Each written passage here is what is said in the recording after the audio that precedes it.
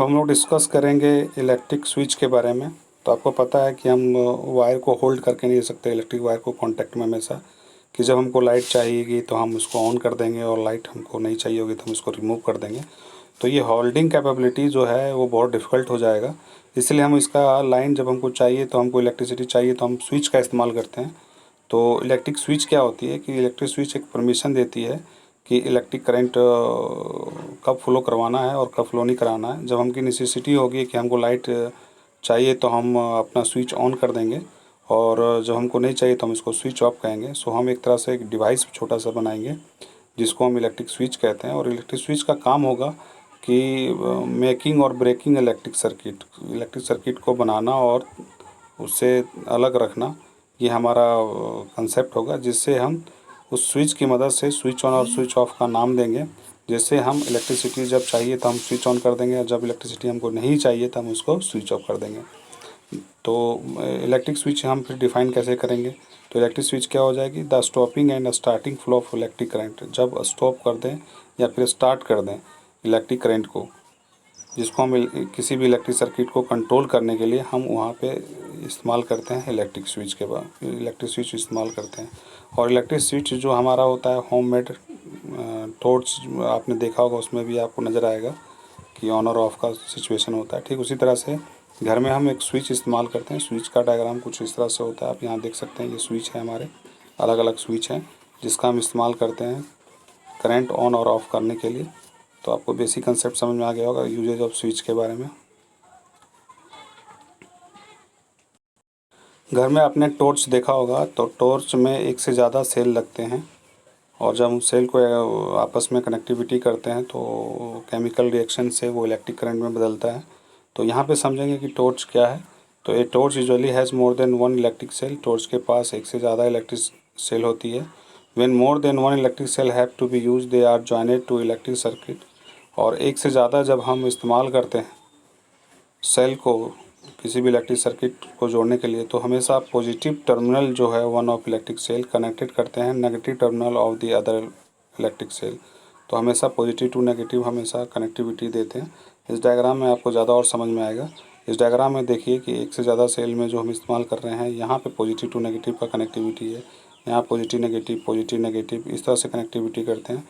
चाहे 2 सेल हो चाहे 3 सेल हो, तो हमेशा टर्मिनल हमारी क्या होना चाहिए? जब एक दूसरे को टच करेंगे तो पॉजिटिव और नेगेटिव टर्मिनल हमारा होना चाहिए। नेक्स्ट टॉपिक हमारा है जो हम लोग स्टडी करने वाले हैं, इलेक्ट्रिक कंडक्टर एंड इंसुलेटर के बारे में, कि कंडक्टर क्या काम करता है, इंसुलेटर क्या काम करता है। तो बता दूं कि जिसमें फ्लो ऑफ चार्ज आसानी से हो जाए और कंडक्ट करे इलेक्ट्रिसिटी को, उसको हम कंडक्टर कहते हैं।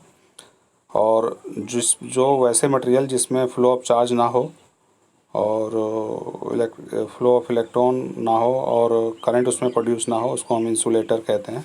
तो इन दोनों के एग्जांपल हम देखेंगे, जैसे कॉपर वायर हम ले लिए, आयरन ले लिए, ये सब जितने भी होंगे कंडक्टर, जिसमें उसको हम कंडक्टर कहते हैं, जिससे आसानी से फ्लो ऑफ चार्ज हो जाए और फ्लो ऑफ इलेक्ट्रिसिटी हो जाए, उसको हम कंडक्टर कहेंगे।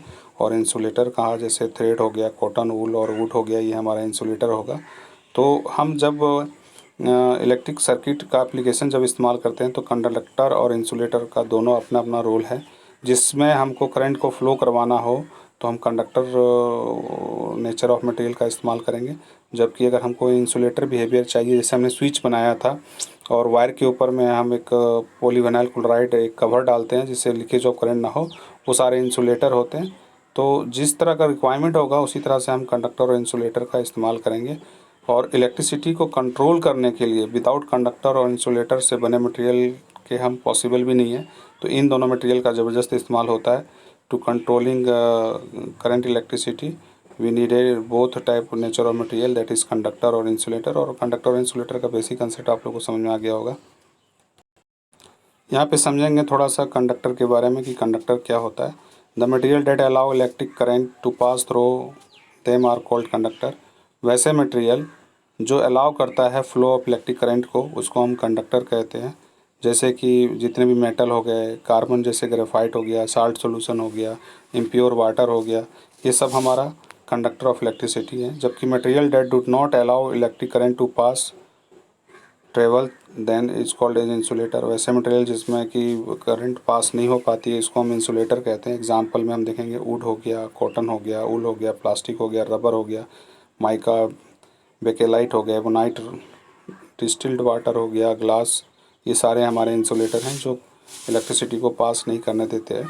और इन दोनों के बारे में हम पहले ही बता दिए हैं कि कहाँ पे कंडक्टर हम इस्तेमाल करेंगे। अगर हमको इलेक्ट्रिसिटी पास कराना है तो हम कंडक्टर का इस्तेमाल करेंगे, और अगर हमको इलेक्ट्रिसिटी पास नहीं कराना है तो हम इंसुलेटर का इस्तेमाल करेंगे। इंसुलेटर हमको हमेशा प्रिवेंट करता है, शॉकिंग जो होती है करंट का उससे हमें बचाता है। यही हमारा इस्तेमाल होता है, और इलेक्ट्रिक फायर ना लगे इसलिए हम इंसुलेटर का इस्तेमाल करते हैं। तो आपको ये बेसिक कंसेप्ट समझ में आ गया होगा चैप्टर का।